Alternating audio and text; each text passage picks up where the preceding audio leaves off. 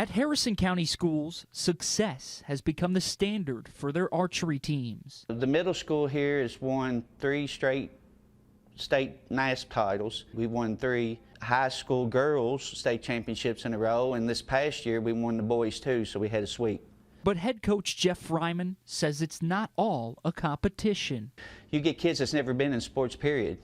It's a really close community between all the archers, and it gives some other kids something to do because some people don't want to do cheer or they don't want to do dance. That community has caught on like wildfire in the school, with Fryman expecting around 165 students on this year's team.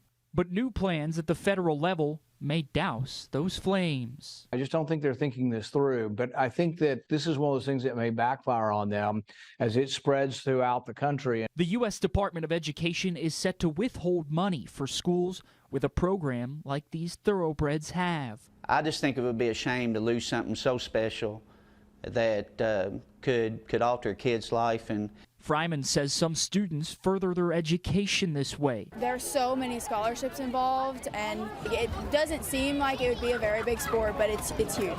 While others would simply be sad to see their pastime go.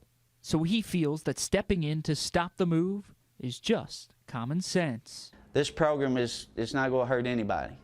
And the thought of defunding this program to further an agenda, in Washington is just, it's nonsense.